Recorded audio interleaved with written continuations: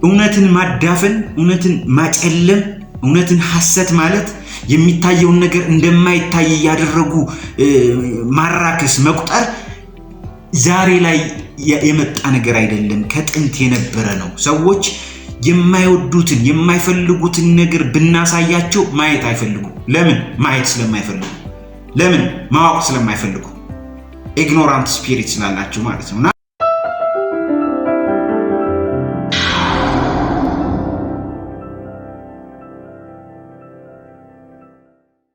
እንደሚነሳ ያምናሉ።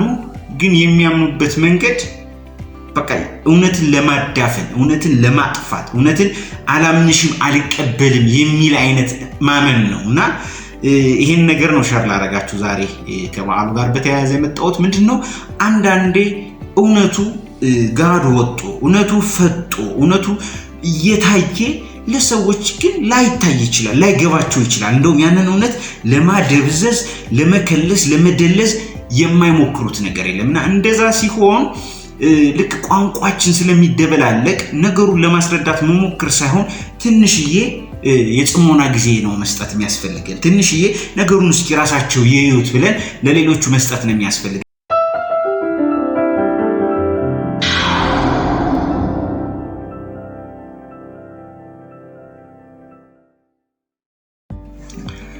ሰላም ጤና ይስጥልኝ። እንዴት ቆያችሁ? የእግዚአብሔር ጸጋና ሰላም በእያላችሁበት ከሁላችሁ ጋር ይሁን። እንኳን ለጌታችን ለኢየሱስ ክርስቶስ የትንሣኤ በዓል የደረሳችሁ እላለሁ። ጌታችን ከሞት በመነሳት የሞትን ኃይል አጥፍቶ ኢየሱስ ክርስቶስ ከሙታን በመነሳቱ እንደ ጌታችን ቸርነት ምሕረት መጠን ዳግመኛ የወለደን ይላልና መነሳቱ በጣም ትልቅ ሚስጥር ነው በቤተ ክርስቲያን። ስለዚህ በዓል ጌታ እንኳን በሰላም አደረሳችሁ ልል እወዳለሁ። ትንሽ ጠፍቼ ነበረ። አንዳንዴ መጥፋት ያጋጥማል፣ አንዳንዴ ደግሞ እግዚአብሔር በፈቀደ መጠን መገኘት ደግሞ እግዚአብሔር ሲረዳ ነው። አንድ የሚገባኝ ነገር ሁሉንም ነገር እግዚአብሔር ካረዳን በራሳችን አንችልም። በጊዜው ነው።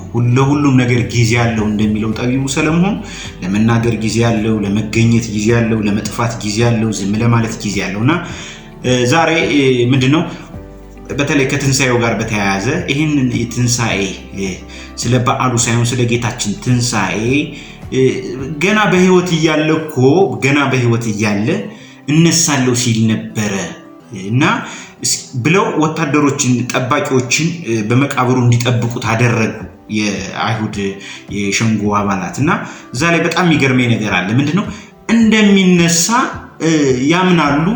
ግን የሚያምኑበት መንገድ በቃ እውነትን ለማዳፈን፣ እውነትን ለማጥፋት፣ እውነትን አላምንሽም አልቀበልም የሚል አይነት ማመን ነውና ይሄን ነገር ነው ሸር ላደርጋችሁ ዛሬ ከበዓሉ ጋር በተያያዘ የመጣሁት። ምንድነው አንዳንዴ እውነቱ ጋር ወጥቶ እውነቱ ፈጦ እውነቱ እየታየ ለሰዎች ግን ላይታይ ይችላል፣ ላይገባቸው ይችላል። እንደውም ያንን እውነት ለማደብዘዝ፣ ለመከለስ፣ ለመደለዝ የማይሞክሩት ነገር የለምና እንደዛ ሲሆን ልክ ቋንቋችን ስለሚደበላለቅ ነገሩን ለማስረዳት መሞክር ሳይሆን ትንሽዬ የጽሞና ጊዜ ነው መስጠት የሚያስፈልገን። ትንሽዬ ነገሩን እስኪ ራሳቸው ይዩት ብለን ለሌሎቹ መስጠት ነው የሚያስፈልገን። እና ይሄን ያልኩት ለምንድን ነው የውስጥ አይኖቻችን ተከፍተው ካላዩ በቀር ዛሬ እኛም በዚህ ጊዜ በዚህ ዘመን በዚህ ምድር የምንኖር ሰዎች ላናመን እንችላለን። የጌታን ትንሣኤ ጌታ ረድቶን ነው።